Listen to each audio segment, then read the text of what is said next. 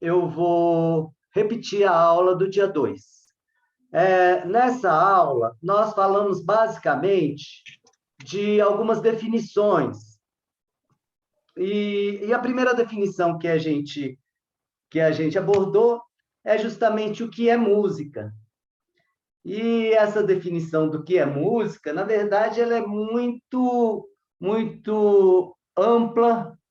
A cada época da história da música, ela foi abordada de uma forma, e, e cada um, na verdade, cada um acaba tendo a sua definição do que seja música.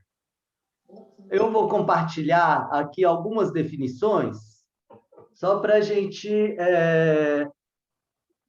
né, poder depois conversar, para cada um refletir sobre elas.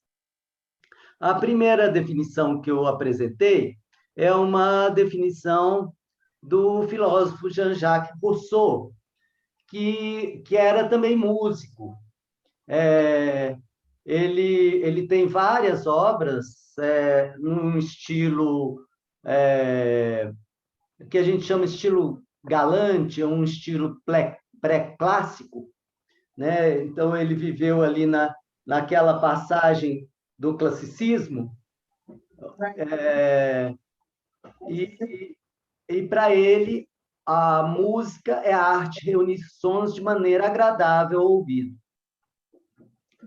É uma definição que, na verdade, a gente não usa mais hoje, porque a definição do que é agradável ao ouvido é muito ampla e depende da sociedade, depende do tempo.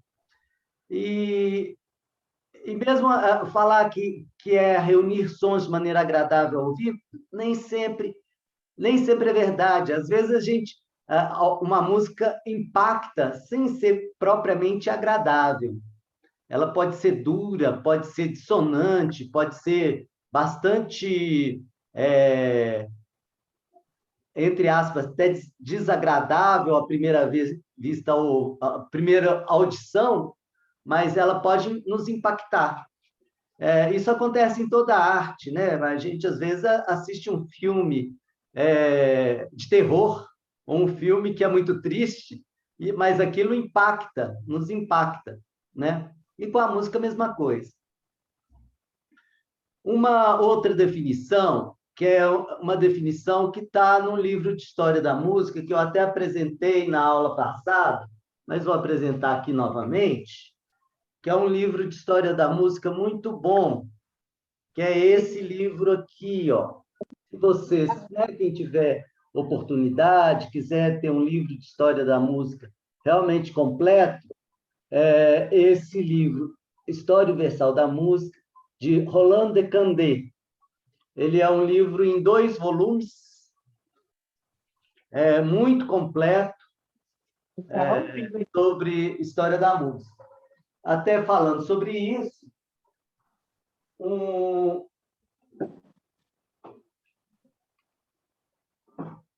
outro livro, bem mais conciso, e mais para iniciante, mas que é muito bom também, é esse livro aqui, ó, Uma Breve História da Música, de Roy Bennett. Se vocês quiserem anotar, então, essas 2 indicações aí de livros de história da música. Mas o Roland de Candé, ele coloca nesse livro de história da música uma definição de música. Música é a comunicação de um agregado de sons organizados sem referência a uma realidade exterior, não significante, mas coletivamente interpretável. O que ele quer dizer com isso? Que para ser música, você tem que organizar, o compositor, né, alguém, organiza um conjunto de sons, né?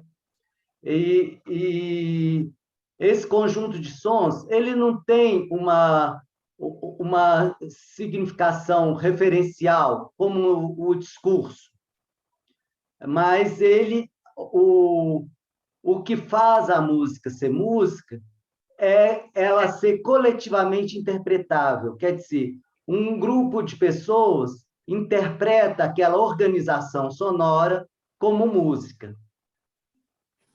Então, é isso que o Roland de Candé quer dizer. E eu coloquei aqui uma outra definição, na verdade, é uma definição de arte, do Frederico de Moraes. Frederico de Moraes é um crítico de arte muito conhecido. Ele nasceu aqui em Belo Horizonte em 1936, mas foi para o Rio ainda jovem, deu muita aula, escreveu muito livro. Eu tenho até aqui.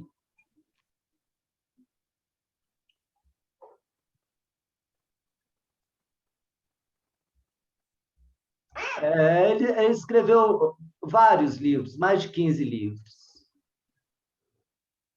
Mas ele fala assim: arte é o que eu e você chamamos arte. Então, parodiando Frederico de Moraes, música é qualquer conjunto de sons e ou silêncios que eu e você chamamos música. É mais ou menos a mesma coisa que o Roland de Candé fala. Para ser música, é preciso organizar um conjunto de sons e silêncios, e, e pelo menos duas pessoas falarem que aquilo é música. Então, a gente já chama de música. Por exemplo, eu mostrei na aula passada, mas vou mostrar novamente, uma música de um dos compositores mais importantes da música contemporânea, da música erudita contemporânea, e foi um músico de vanguarda. Ele morreu já agora no século XXI. Foi um músico de vanguarda.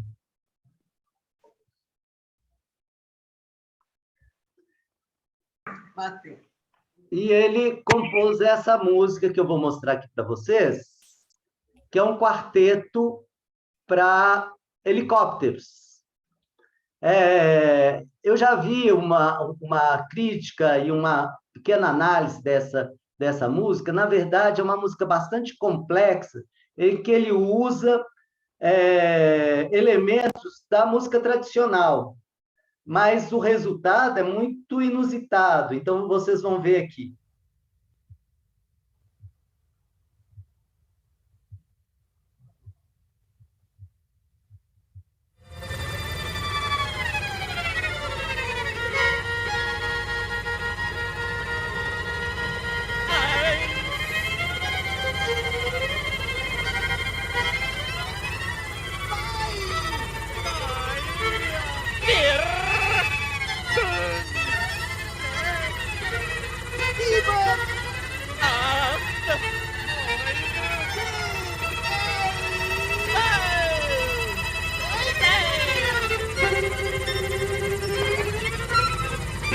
Olha, tá na cama dela, aqui, na parte do lado.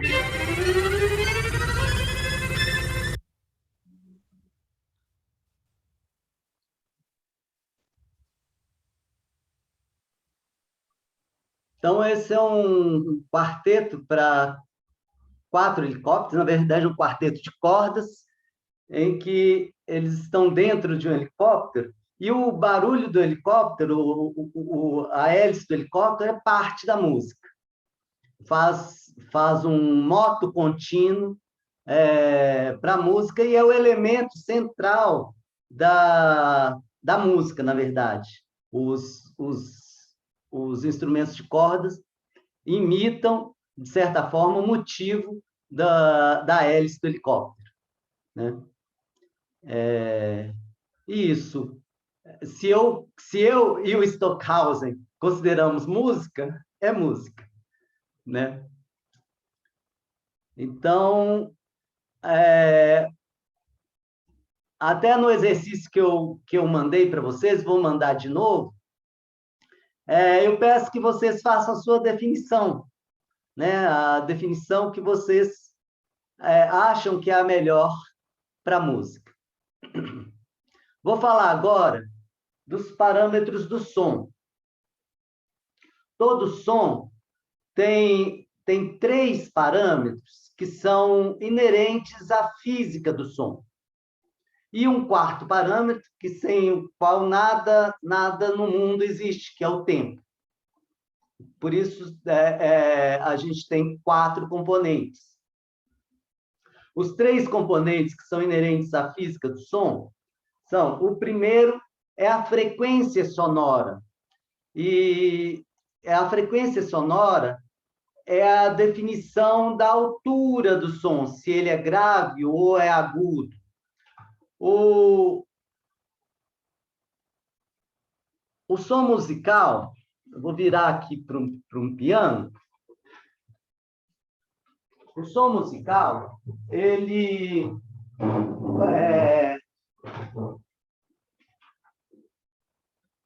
primeiro, a nossa audição humana, ela vai de cerca de 20 ou 16, para ser mais preciso, batimentos por segundo, até 20 mil batimentos por segundo.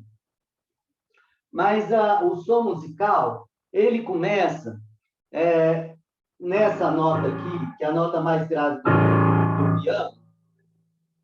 Essa nota tem 27,5 batimentos por segundo. Tá?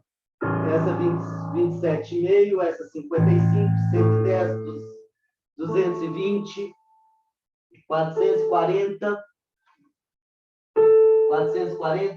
880, 1760,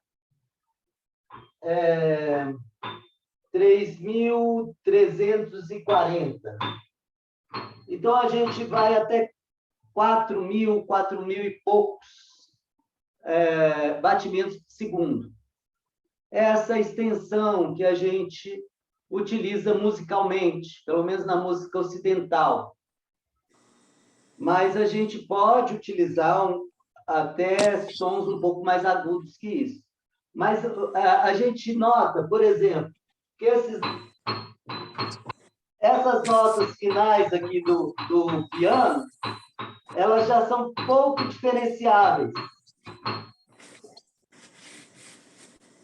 Né? E, então, sons muito agudos, eles passam a ter uma diferenciação muito pequena.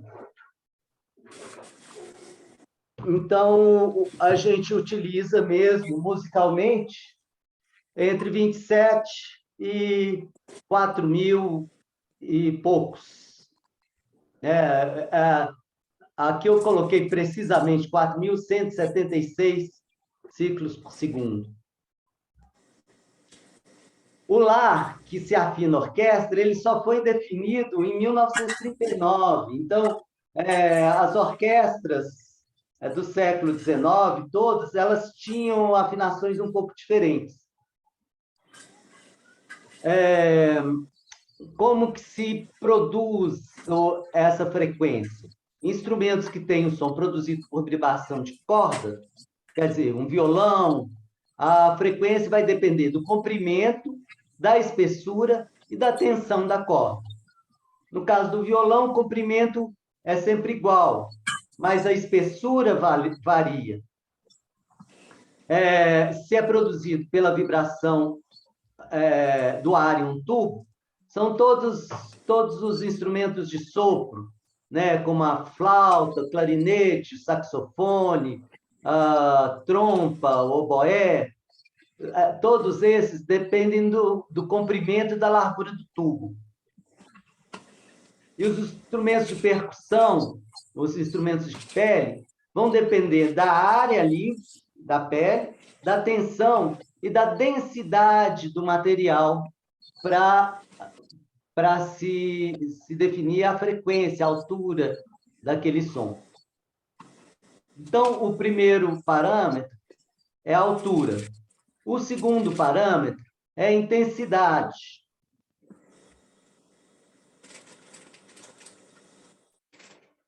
O segundo parâmetro é a intensidade. E a intensidade, na verdade, é a energia que aquela fonte sonora, está colocando no meio e que chega até nosso tímpano. Então, é a quantidade de energia que chega no nosso tímpano. E aí, essa quantidade de energia vai definir o quão forte ou fraco esse som chega para nós. Então, a intensidade ela está relacionada com essa quantidade de energia. Em termos gráficos, ela é representada pela amplitude da onda. Quanto maior a amplitude da onda, essa onda está representando a quantidade de energia aqui nessa amplitude, e que é a intensidade que a gente percebe do som. Então, segundo parâmetro, a intensidade.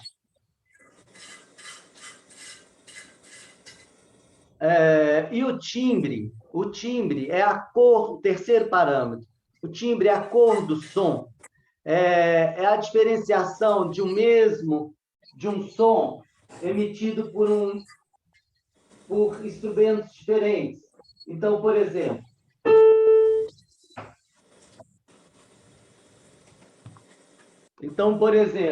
esse lá tocado no piano, melhor, esse lá aqui, esse lá tocado no piano, esse lá, eu cantar esse lá, esse lá produzido por cordas,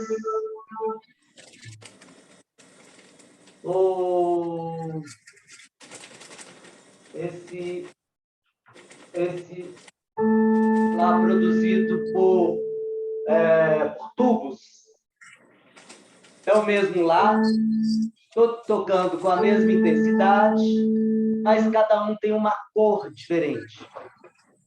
A explicação para essa cor diferente do som, ela é complexa, não é uma coisa simples, mas ela tem a ver com a forma da onda.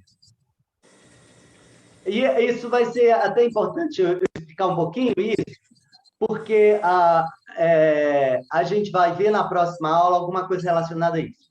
Um som, todo som que a gente ouve, ele não é um som puro, um som que tem essa forma de onda que eu mostrei aqui. Nenhum som que a gente ouve tem essa forma de onda, que é chamada onda senoidal, que é a onda de um som puro. Todo som que a gente ouve, ele é um som complexo. E é um som, quando é um som que a gente consegue determinar a altura dele, né, consegue cantá-lo, essa onda complexa, ela é decomposta em várias ondas senoidais, segundo um princípio da física. E esse princípio da física vai ser importante quando a gente falar das nossas escalas. Mas, então, a cor do som depende da forma da onda, que, em última análise, depende do material da fonte sonora. Então, os três parâmetros que eu falei, altura, intensidade e timbre. E o quarto parâmetro é a duração, né? O que eu falei, né? Sem ele, nada existe, né? O tempo de percepção de um som ou de um silêncio, né? Qualquer parâmetro tem que estar vinculado a alguma duração. Esses parâmetros são importantes porque a gente vai ver que, ao longo da história da música ocidental, o ser humano foi criando formas de se grafar, de fazer uma ortografia para cada um desses parâmetros, para altura, para a duração, para a intensidade e mesmo para o timbre. E uma das coisas que a gente vai aprender na teoria musical é essa grafia da altura, da duração, da intensidade e do timbre, que eu vou falar isso depois. Além desses 4 parâmetros, a gente tem elementos que são básicos na música. Esses elementos são a melodia, a harmonia e o ritmo. O que é cada um desses elementos? A melodia é a noção de linearidade, de sucessão de sons, né? De sons e silêncios. A gente não precisa falar apenas em melodia, como sucessão de sons da escala. A gente pode organizar sons de outras formas. A gente pode organizar sons, qualquer som. Por exemplo, se eu sair gravar vários sons e organizá-los no tempo, eu estou organizando uma linearidade sonora. Em termos bem amplos, eu estou organizando uma melodia, mesmo que seja uma melodia de ruídos.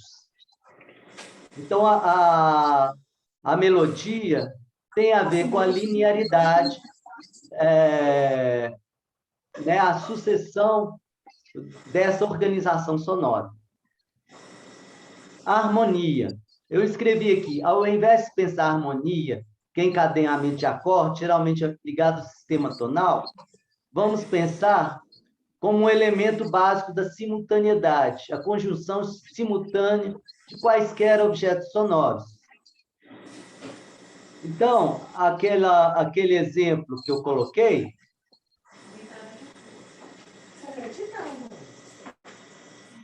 naquele exemplo que eu coloquei, eu vou deixar sempre todos mudos para a gente... Depois a gente pode até abrir aqui, mas, por enquanto, vou deixar todos mudos. Nesse exemplo que eu coloquei,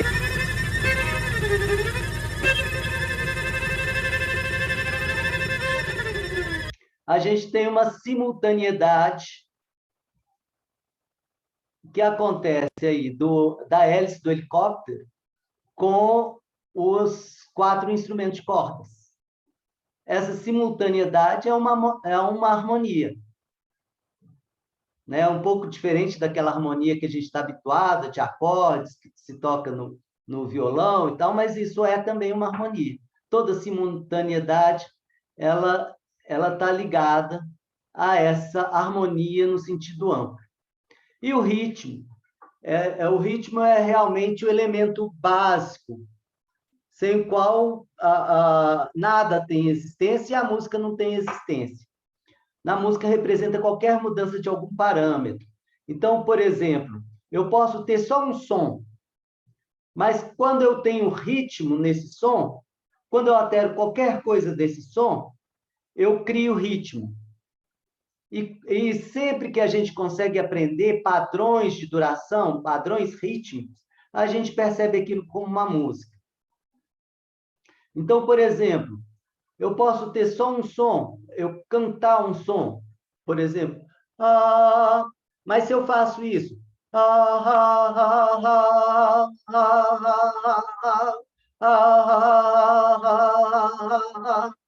eu já estou fazendo música, porque eu estou alterando meu padrão rítmico dessa nota, né? Então, o ritmo é, na verdade, o elemento mais importante para se fazer música. Quando a gente estabelece um padrão de mudança, a gente sente aquilo como música. Tanto que a gente pode ter uma música só de percussão. Mas, quando um som, para ele se transformar em música, a gente precisa de algum padrão rítmico, imprimir nele algum padrão rítmico.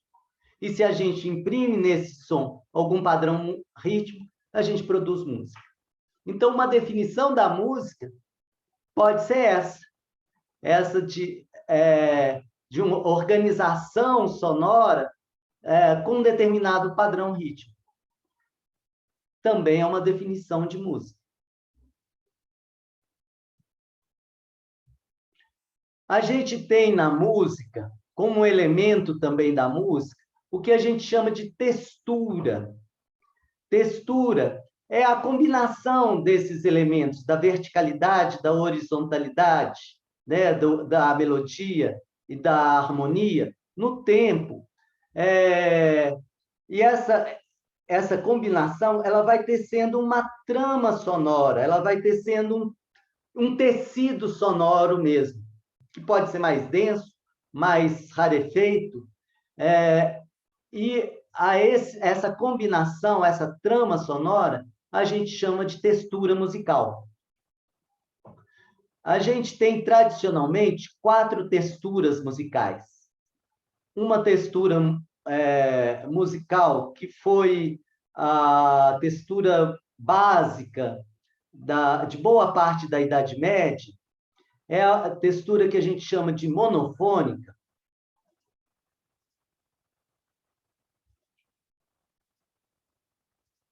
É a textura que a gente chama de monofônica, mono 1, que é uma só linha, é uma só linearidade. Então, um exemplo de monofonia é o canto gregoriano, em que a gente tem só uma linha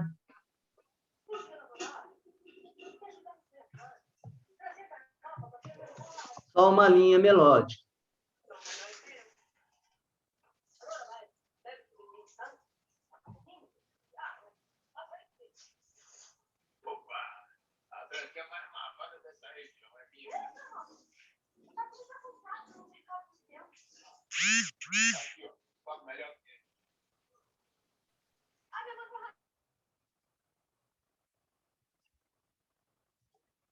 Então, um exemplo de monofonia.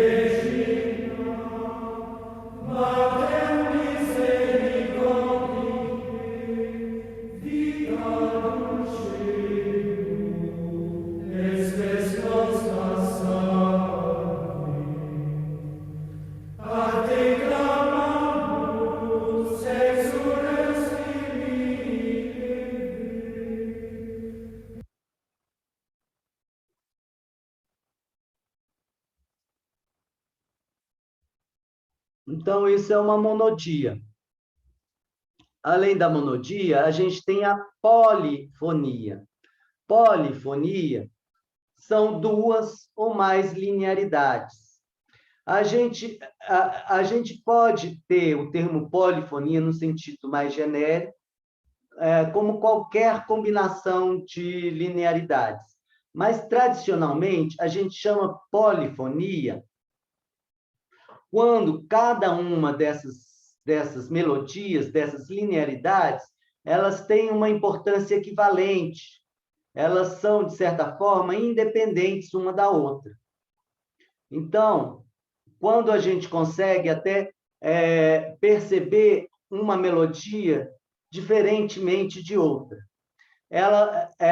a polifonia ela vai se diferenciar da textura polifônica, da textura homofônica, em que a gente tem diversas linhas também, mas elas estão mais vinculadas uma à outra. Eu vou explicar a homofonia depois. Mas eu vou dar um exemplo aqui de polifonia.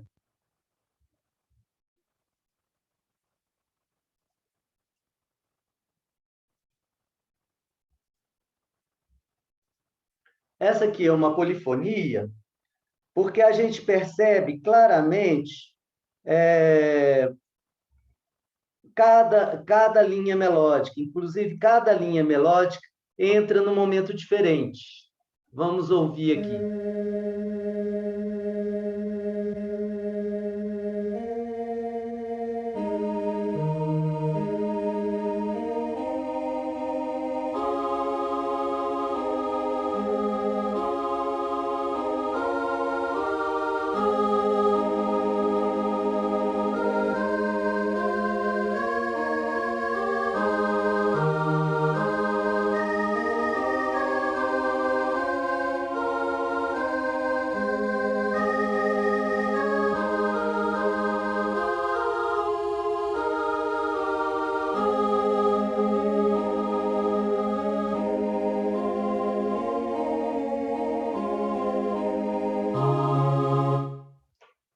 Então, aqui, as linhas melódicas, elas entram em momentos diferentes, elas saem em momentos diferentes, e a gente pode cantar cada uma delas de forma mais ou menos autônoma.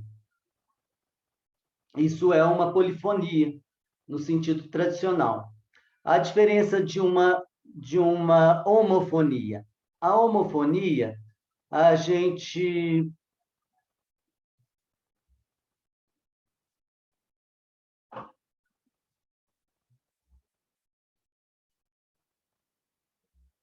A homofonia, textura com diversas linhas, mas em que uma é principal, assumindo a função de melodia, as outras têm a função de acompanhamento da linha principal, muitas vezes com base harmônica para aquela. Então, na verdade, existem duas formas de homofonia. A primeira é essa que eu explico aqui, que é da melodia acompanhada. Então, você tem uma melodia principal e, e as outras linhas, outras linhas, fazem um acompanhamento para essa melodia principal. Então, a gente tem uma coisa desse tipo aqui.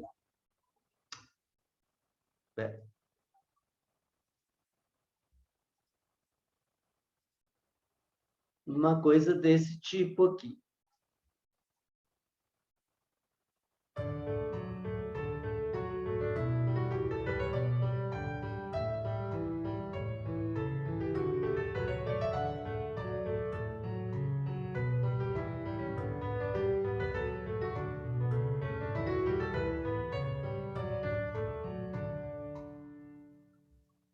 Aqui, a gente tem claramente uma linha melódica que é a principal, e essa linha de baixo, ela está acompanhando a linha principal. Uma outra forma de homofonia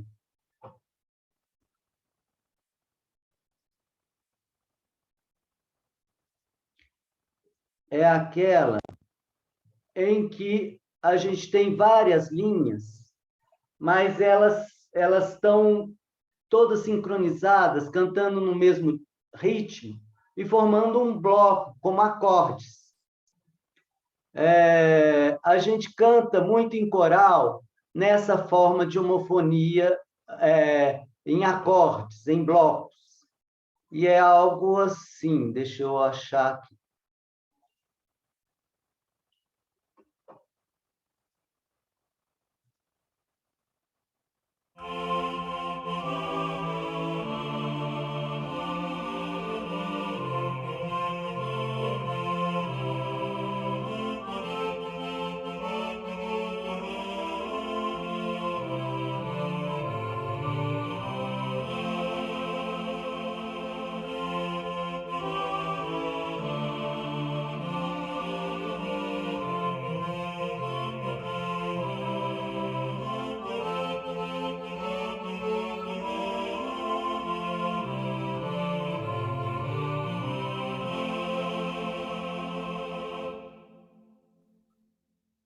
Então, isso também é uma homofonia.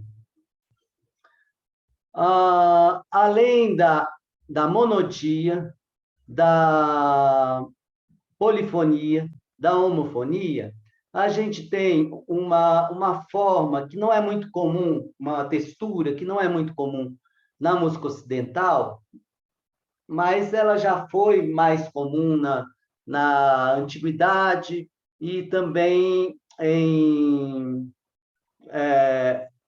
algumas texturas que a gente vê na música oriental. Na heterofonia, nós temos duas ou mais linhas.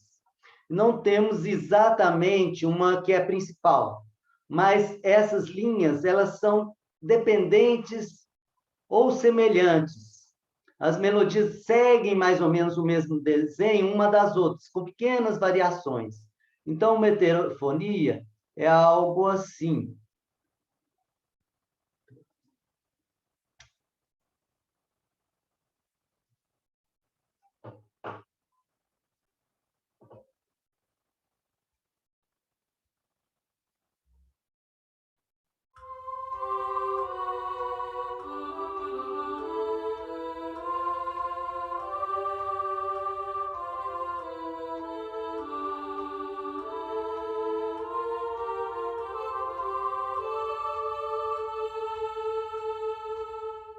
O que aconteceu aqui? Nós temos duas linhas melódicas, quando uma desce, outra desce. Ela continua descendo, essa também continua descendo. Faz uma pequena variação dela. Sobe, ela sobe. Ela fica parada, a outra fica parada. Desce, ela desce, faz uma pequena variação. E aí vai. Uma seguindo exatamente a mesma direção da outra, com pequenas variações. Isso é uma heterofonia. Então, o que nós falamos até agora? Nós demos a definição de música, nós falamos dos 4 parâmetros fundamentais da música, falamos dos elementos básicos, melodia, harmonia e ritmo, e falamos das 4 texturas tradicionais, a monodia, a polifonia, a homofonia, como melodia acompanhada ou como blocos de acordes, e a heterofonia, que é uma linha, segue a direção da outra, exatamente, apenas com pequenas variações. Um outro conceito que eu quero colocar aqui para todo mundo é o conceito de forma. O que é forma?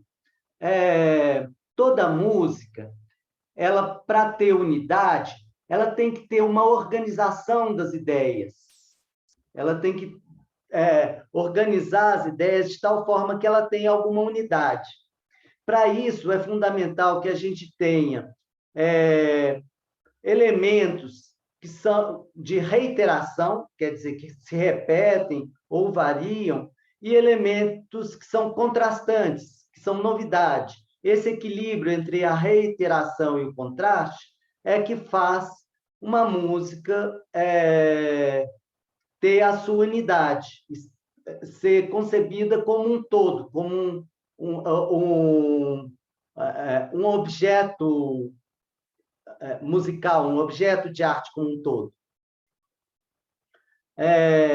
Apenas a repetição, várias vezes, de uma ideia musical, gera uma monotonia tão grande que a gente nem consideraria música, ou consideraria uma música tremendamente maçante. Seria como eu cantar. Eu cantar alguma coisa assim. Tararam, tararam, tararam, tararam, tararam, tararam, tararam, tararam, e não parar, ficar só nesse tararam, né? Isso gera uma monotonia tão grande que a gente nem considera como música. E outra coisa, já o oposto disso, eu cada hora colocar uma ideia musical diferente sem nunca voltar, vira uma colcha de retalho, isso também a gente não consegue apreender como uma música. Então, esse equilíbrio entre repetição e contraste, ele gera uma forma musical.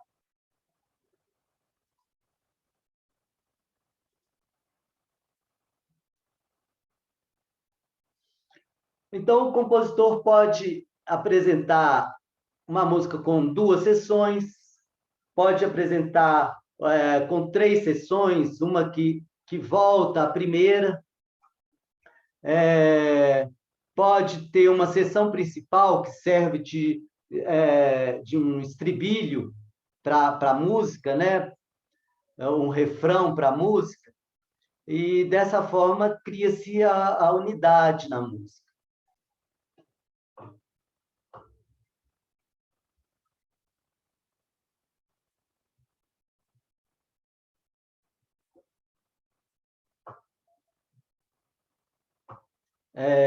Deixa eu dar um exemplo aqui.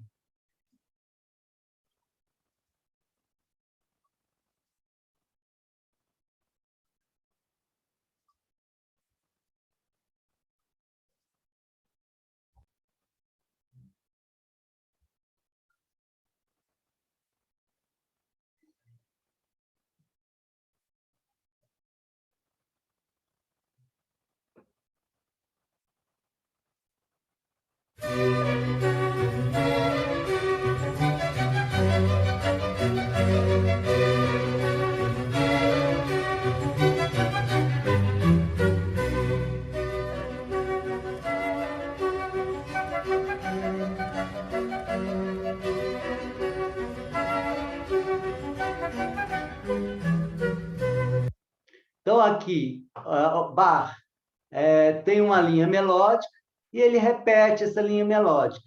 E ele cria uma seção que a gente pode chamar de seção A.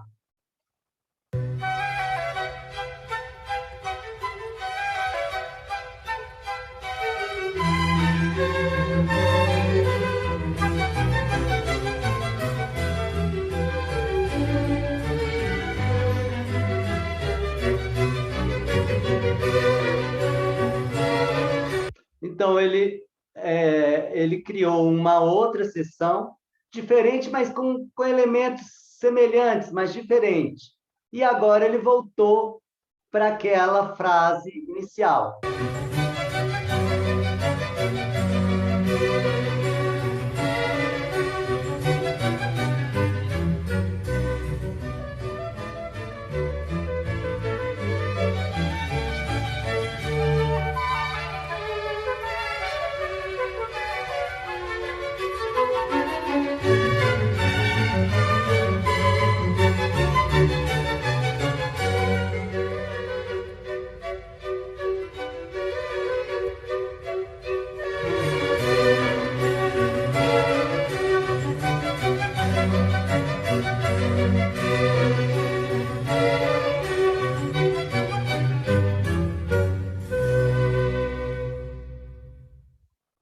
Então, aqui, com a combinação de repetição e contraste, ou repetição e alguma novidade, ele constrói uma unidade musical, né?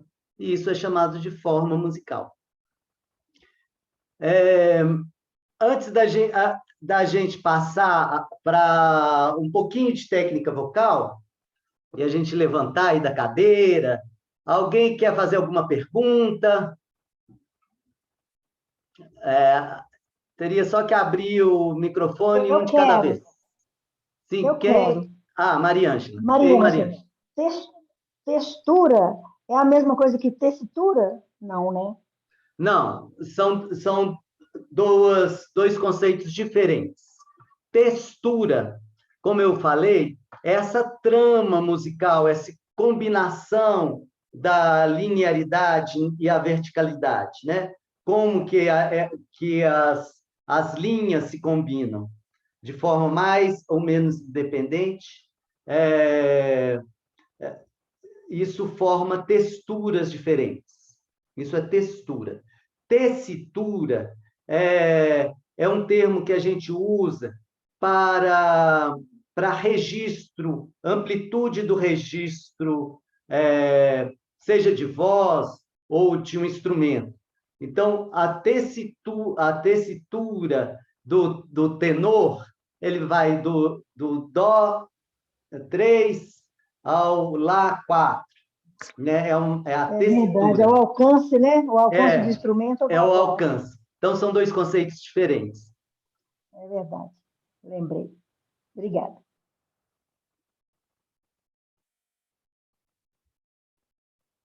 Isso, o Araújo coloca, seria como canto de pássaro.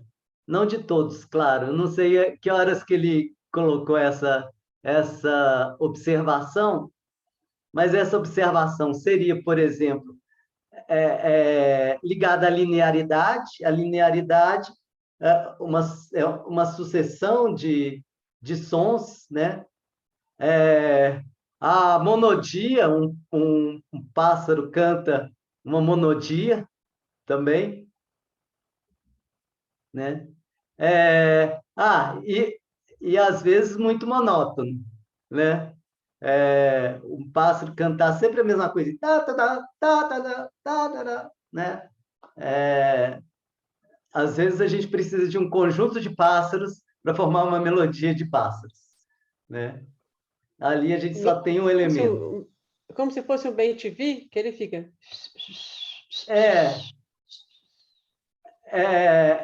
A gente pode até considerar uma música, mas seria uma música tremendamente monótona, porque ele só tem um objeto sonoro, né? Só tem um motivo sonoro.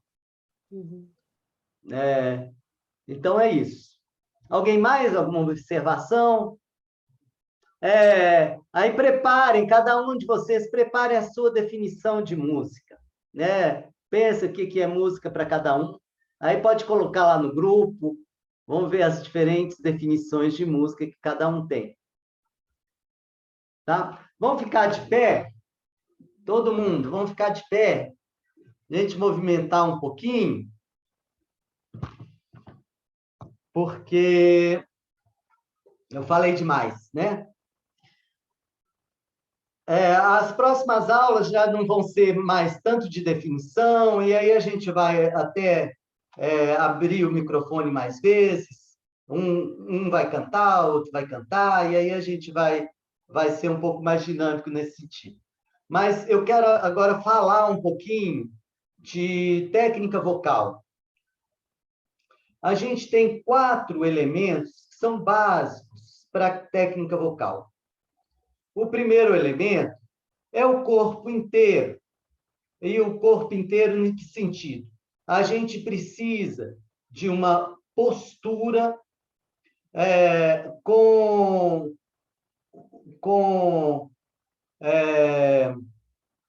um tônus ideal. Um tônus do corpo ideal para que a gente aproveite o máximo do canto. O que é isso? Um corpo rígido demais, se a gente está rígido demais, às vezes até o pescoço rígido, a gente tem dificuldade de cantar. E se a gente não tem tônus nenhum, se a gente está o corpo todo sem tônus nenhum, isso vai prejudicar a respiração, vai prejudicar a emissão, vai prejudicar a impostação.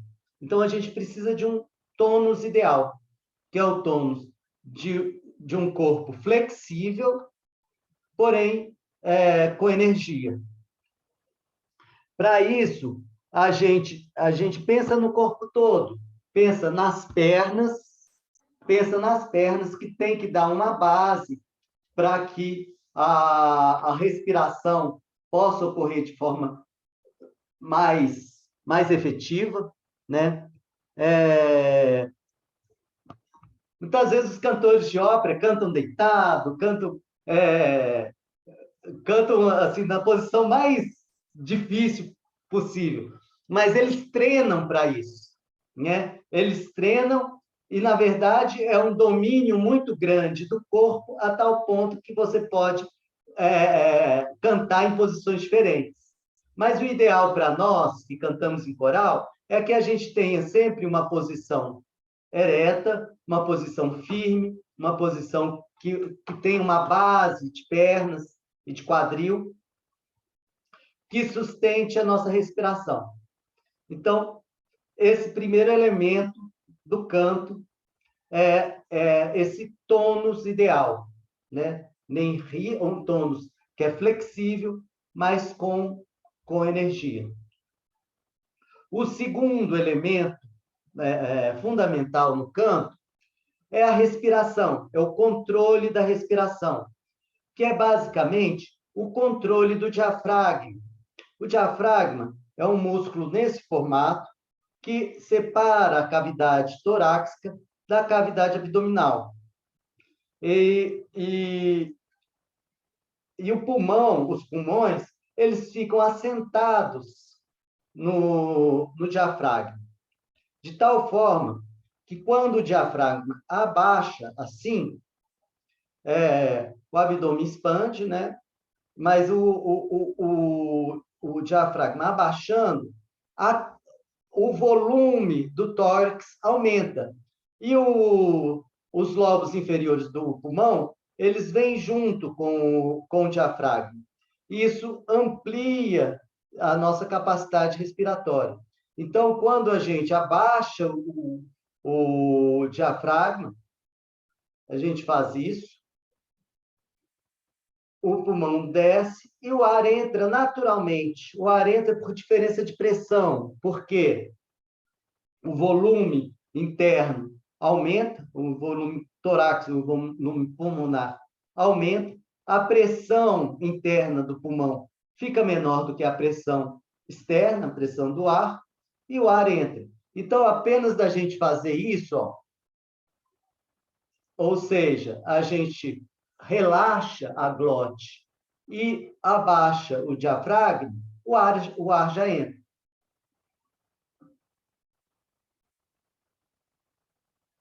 A gente não tem que forçar a entrada do ar. Já uma respiração muito de peito, uma respiração tensa, na verdade, uma respiração em que a gente sobe o diafragma, ao mesmo tempo que a gente puxa o ar, é uma inspiração forçada, porque a gente está diminuindo o volume torácico, ao mesmo tempo que a gente quer que o ar entre. Então, a gente precisa puxar o ar com força para fazer isso, ó. Entenderam? E essa é uma respiração ruim, que a gente perde o controle do diafragma. Porque quando a gente sobe inspirando, a gente perde a capacidade da gente controlar o diafragma. Então, a respiração, essa respiração diafragmática e o controle do diafragma é o segundo fundamento do canto. Então, primeiro, a postura com tônus e flexibilidade. A segunda é a respiração com controle do diafragma. O terceiro ponto do canto é o que a gente chama de impostação. O que é impostação? Essa coluna de ar, ela passa pela prega vocal, que ficou tensa, então o ar passa ali e produz um som, mas esse som ele só ganha corpo principalmente com a cabeça, que é a nossa caixa de ressonância. E o controle de onde que esse som que foi produzido pela prega vocal vai encher a nossa cabeça, o controle de como que ela vai encher a nossa cabeça e vai criar uma ressonância, vai criar um timbre, é o que a gente chama de impostação. Então, por exemplo, uma impostação que é ruim para nós no canto, essa impostação baixa, em que parece que o som derrama pela boca.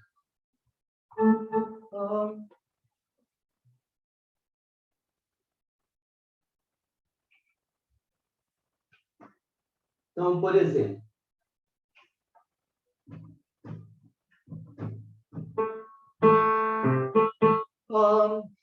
se eu canto assim,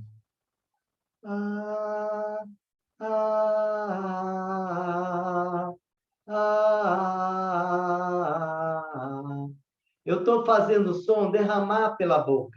Ele não tem energia, eu não consigo controlá-lo. Mesmo se eu quiser fazer forte o piano, ele fica assim, no mais ou menos.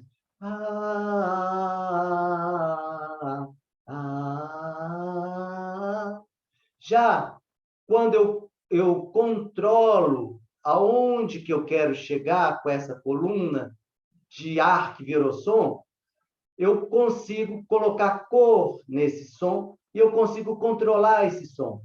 Então, ao invés de cantar, eu canto.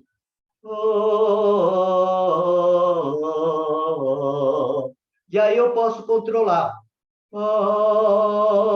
Colocar ele mais para frente ou mais para trás.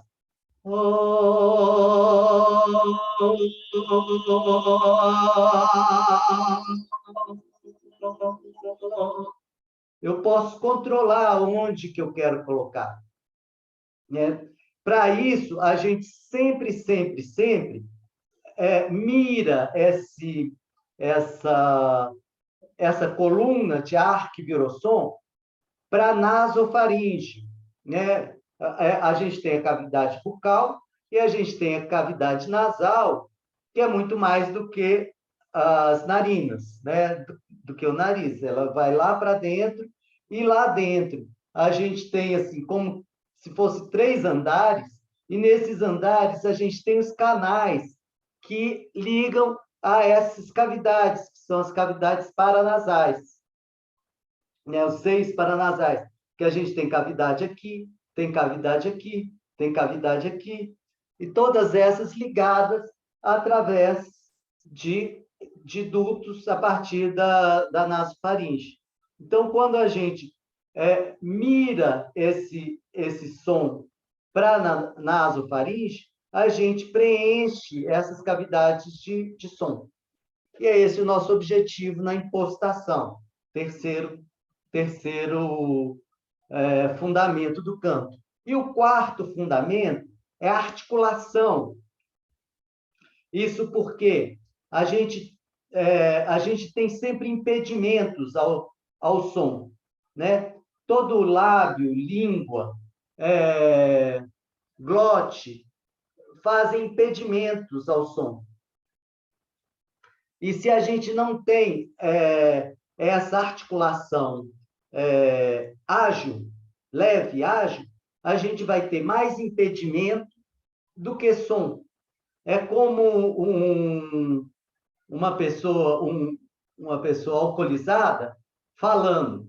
Eu falo assim, na verdade, ela perdeu o tônus. Ela perdeu o tônus de língua, de lábio, de maxilar. Ela perdeu esse tônus e aí o som da fala dela tem muito mais ruído do que som, né? Então, o quarto parâmetro é a articulação. Então, o quarto fundamento do canto é a articulação. Então, os 4 fundamentos: postura, respiração, impostação, articulação. Tá? E a gente, no coral, todos vocês que cantam em coral, a gente sempre faz isso. A gente começa com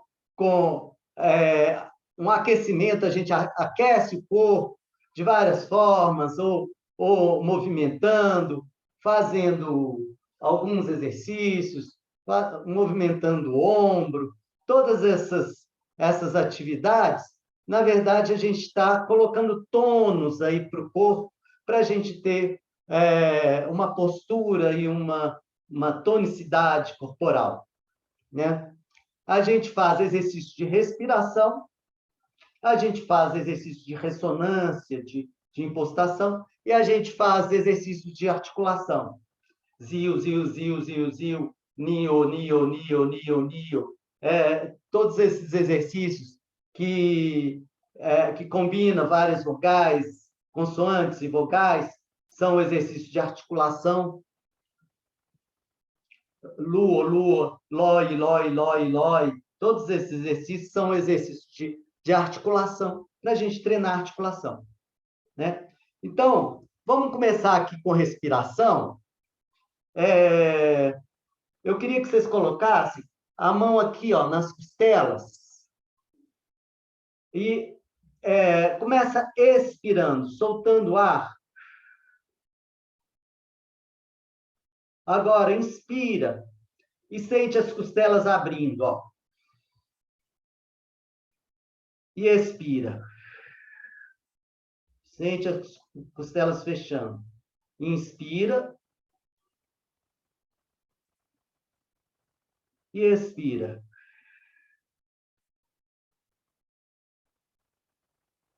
Inspira. E expira. A gente usa também uma coisa que é a inspiração em 2 tempos, que a gente sente diafragma e depois costas. Então, coloque a mão aqui no diafragma, né? Pouquinho abaixo do externo. Comprima a mão expirando, como se fosse um fole. Assim, ó. Agora deixa voltar, só deixa voltar. De novo. E só deixa voltar.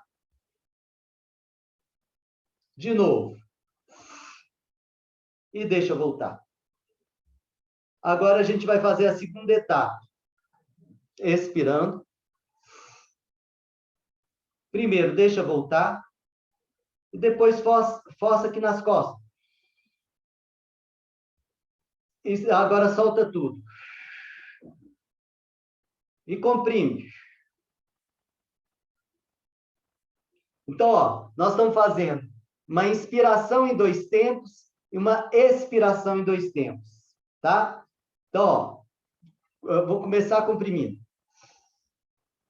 Agora, inspira, só deixando voltar. Inspira nas costas. Agora, expira e comprime. De novo, ó. Inspira, as costas.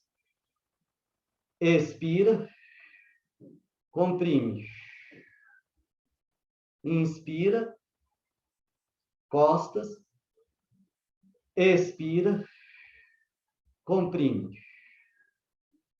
Inspira, costas. Expira, comprime.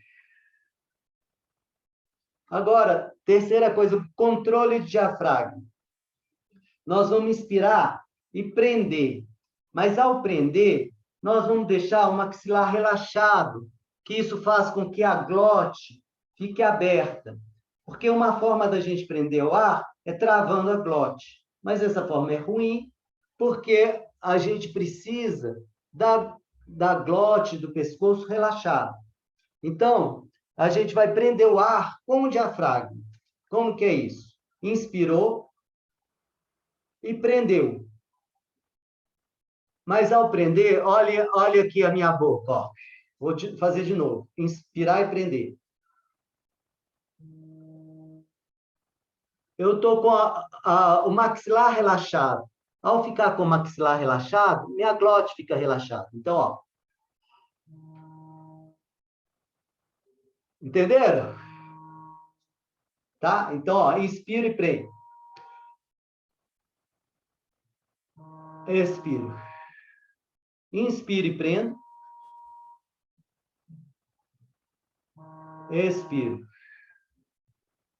Agora, nós vamos expirar e prender, mas também com a glote relaxada. Ou seja, é o diafragma que vai fazer com que a gente não inspire, tá? Então, ó, inspira e prende. Expira e prende. Inspire e prende. Expire e prende.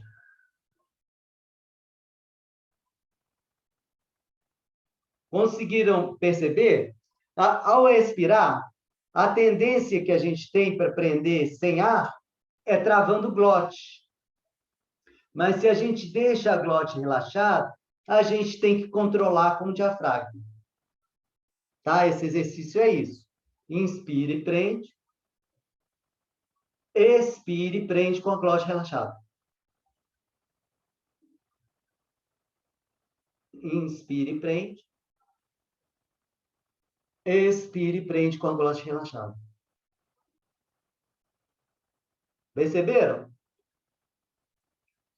Então, esses são controles que a gente vai adquirindo da respiração. Um terceiro controle, coloca a mão aqui e faz forte assim, ó.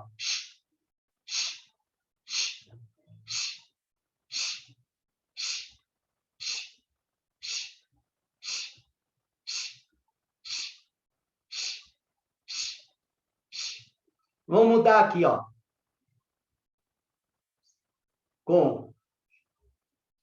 Não, tudo bem. Agora, eu vou tentar perceber 3 regiões do meu abdômen. Aqui no meio e bem embaixo na virilha. E eu vou fazer isso aqui, ó.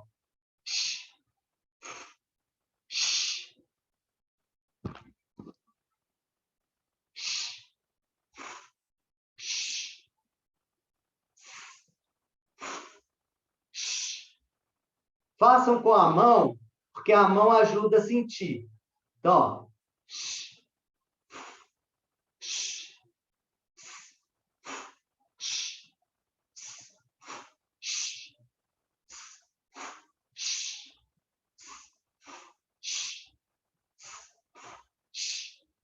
Perceberam? Alguém tem alguma pergunta? Respiração.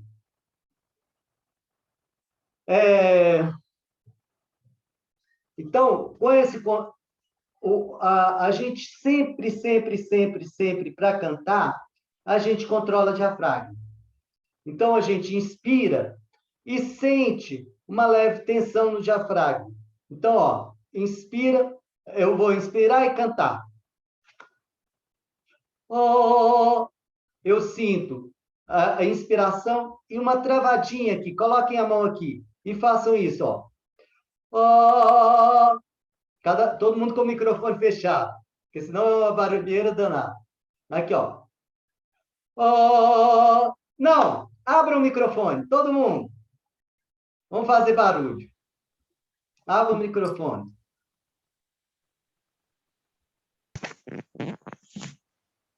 Pode abrir, todo mundo, abra o microfone. Isso.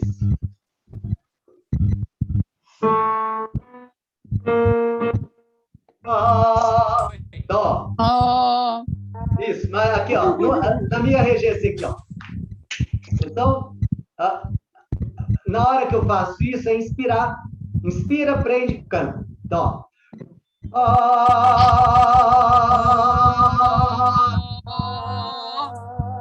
De novo, aqui, ó. 1, 2.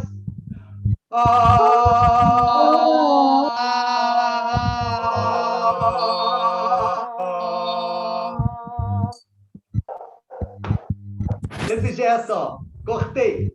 De novo. Atenção.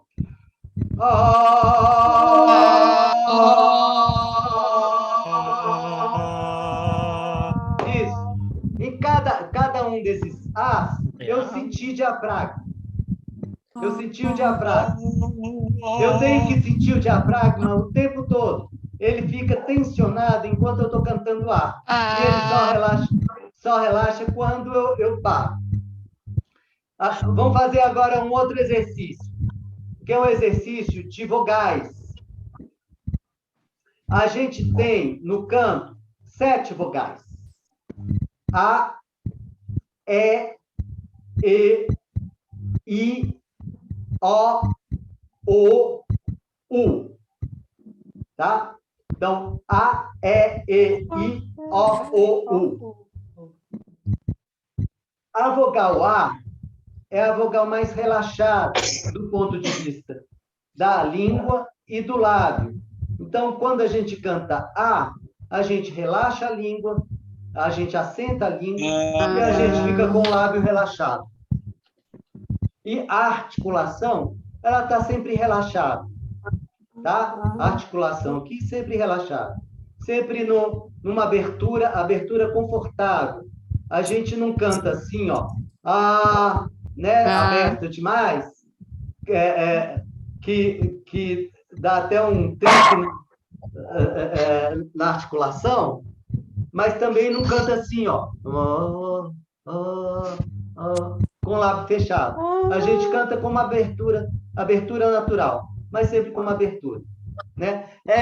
No canto coral a gente fala, coloca 2 dedos, mas não precisa ser, cada um tem a sua medida. A medida é do conforto, que fique aberta, mas com conforto. Então, o A, ela é a vogal relaxada.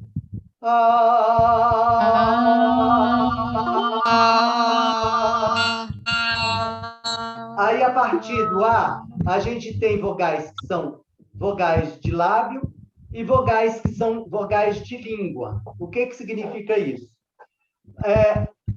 Saindo da vogal A, passando pela vogal O e U, a gente não precisa mexer a língua. A língua continua assentada. O que acontece é que o lábio tensiona progressivamente. Então, como é que a gente faz? A, O, U.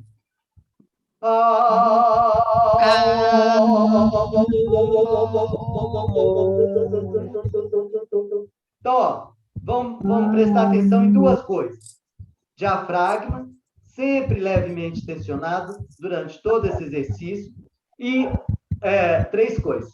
A língua relaxada o tempo todo e o tensionamento progressivo do lábio para fazer o U. Então, reparem nessas 3 coisas. Diafragma o tempo todo, língua relaxada e o lábio progressivamente tensionado. Então, ó, atenção.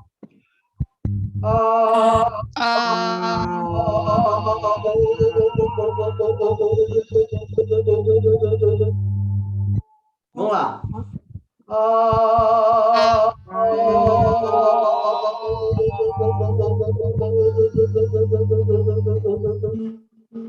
Isso. Vou fechar de novo os microfones, que a gente já fez a bagunça aqui. Aí agora eu fechei de novo. Guilherme, só uma dúvida. Sim. Quando Oi, você Mariana. está regendo, eu estou apanhando aqui do Zoom, quando você está regendo, está entrando a imagem dos colegas no lugar de você. Como é que eu faço para fixar você aqui como principal? Tem jeito? Tem. Você está no computador? Não, no celular, no iPhone. Ó, no computador, no celular também deve ter a mesma coisa. Quando a gente clica na pessoa, no computador tem os 3 pontinhos. E aí a gente clica nos 3 pontinhos e tem lá um PIN. Quando a gente clica no PIN, você está fixando aquela pessoa na sua tela. Vê se você consegue fazer isso. Não entrou com o PIN, não, deixa eu ver se entra de outro jeito. Não está aparecendo, não. Mas meu computador está estragado, amanhã ele vai estar bom, se Deus quiser. Mas vamos seguir com a aula, que está muito boa, mega boa. Alguém sabe no celular como é que faz para fixar a pessoa? iPhone. Eu quero fixar você aqui, porque toda hora está entrando os coleguinhas, não vejo sua regente. É só desligar a câmera, gente.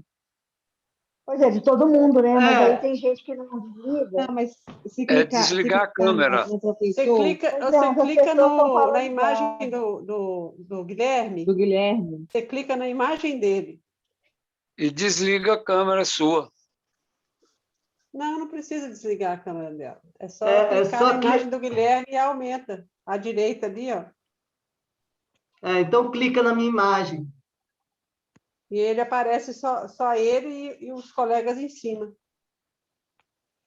Ou embaixo. Deu certo? Vou continuar. Deixa eu continuar.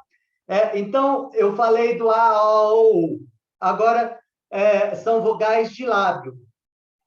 As vogais de língua. partindo também do A, que é a mais relaxada, as vogais de língua, você não precisa mexer o lábio. E isso é um controle interessante, porque você aprende a controlar essa articulação de lábio e de língua. Então, as vogais E e I são progressivamente mais tensionada a língua, mas não o lábio. Então, o que eu faço?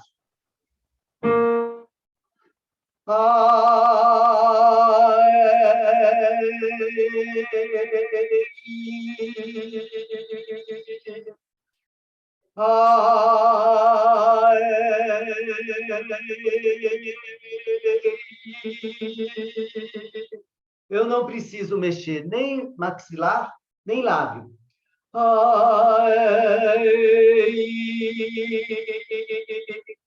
Faço aí. Sempre tensão diafragma. Então, ó, respirou e prendeu.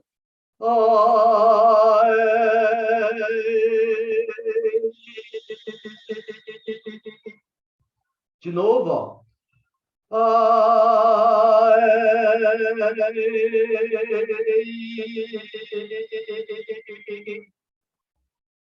Tá? Então é isso. E só para terminar, para a gente não ficar sem uma melodia, vou só tocar aquela melodia que a gente aprendeu. Aleluia, aleluia,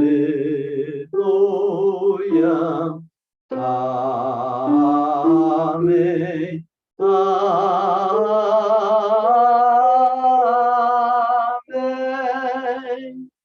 Então, ó, mais uma vez. Aleluia, aleluia,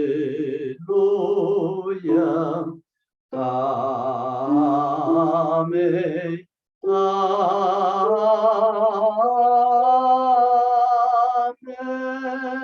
amém. E aí, treinem essa melodia que já está lá. Eu vou colocar de novo no grupo, tá? Tanto a aula, o exercício da aula e essas melodias. Tá bom, gente? Alguma pergunta?